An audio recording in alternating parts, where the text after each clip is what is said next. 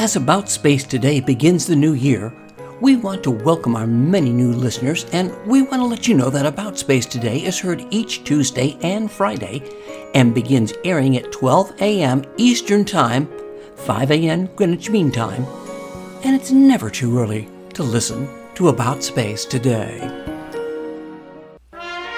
This is America in Space, a weekly news and information program on current events dealing with the space industry. Welcome, and thanks for joining me today. I'm Dawn Meyer, Space Coast News Editor.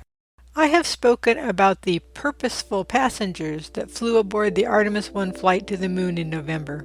They consisted of one mannequin, also called a moonikin, and two phantoms that flew aboard the Orion spacecraft to collect important data that will prepare astronauts for future Artemis missions. The mannequin used to study vibrations and accelerations during the flight was named Commander Moonikin-Campos and was a dedication to Arturo-Campos, a Mexican-American electrical engineer who worked for NASA's Johnson Space Center and contributed to the rescue of the Apollo 13 mission and crew in the 1970s. Here's more about Arturo-Campos from a NASA piece that featured his three daughters. There's a little Spanish in there from them too. Artemis 1, the first test flight for the Space Launch System mega rocket and the Orion spacecraft. On board was Commander Moonikin-Campos, a mannequin wearing a next-generation spacesuit called the Orion Crew Survival System. Moonikin-Campos is outfitted with sensors that will provide data to help protect astronauts on future Artemis missions. But why is this mannequin called Moonikin-Campos? The mannequin is named after Mexican-American electrical engineer Arturo-Campos, a key player in the Apollo 13 astronauts' safe return to Earth. It was April 13, 1970, when Campos got a phone call in the middle of the night. Okay, Houston, we've had a problem here. It was night. We got a phone call, or Dad got a phone call. We heard our parents talking, so we went downstairs. Y preguntamos a mi mamá qué estaba pasando. Y dije que la NASA habló y estaban teniendo problemas con la cohete. That's the day that my dad saved the astronauts. When Campos arrived at the Space Center in Houston, he learned that an oxygen tank in the Apollo 13 service module had ruptured.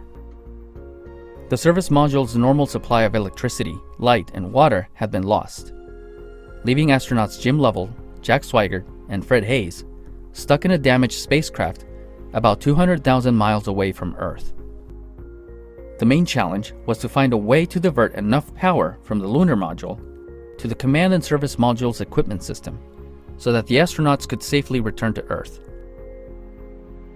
Fortunately, Campos had already written this procedure, since he dreamed about it a year earlier. Campos, born in Laredo, Texas in 1943, showed an early interest in tinkering. He was a mechanic by nature. Yeah. He worked on automobiles. His father taught at the college auto mechanics, and so he learned mechanicking from his father. He received a grant to go to the University of Texas in Austin.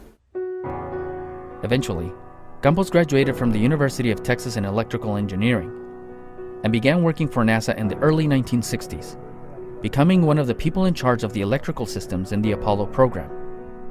When the problem surfaced during the Apollo 13 mission, Campos immediately began reconstructing his plan to provide sufficient power to the command module. He came up with the solution to give the batteries enough power to get those astronauts back here. And so they used it, and thank God it got them back home.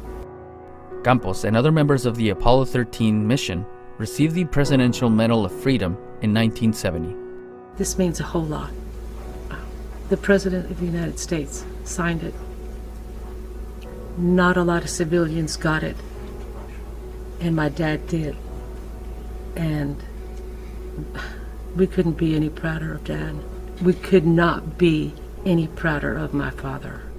Campos passed away in 2001 at age 66, and his name has left an everlasting mark at NASA. Very proud of my dad. Absolutely. Apollo 13 is his legacy. Estamos muy orgullosas. Arturo-Campos is still contributing to space exploration via his namesake Munican Campos. Very inspirational. Thank you for joining me. Remember each Tuesday to join David Denault for America's Return to Space, and join me every Friday for America in Space. From the Florida Space Coast, I'm Dawn Meyer, Space Coast News Editor for About Space Today. Thanks for listening. Be sure to share our program with your family and friends, and follow us on Facebook. Join us each week for news and information on America in Space.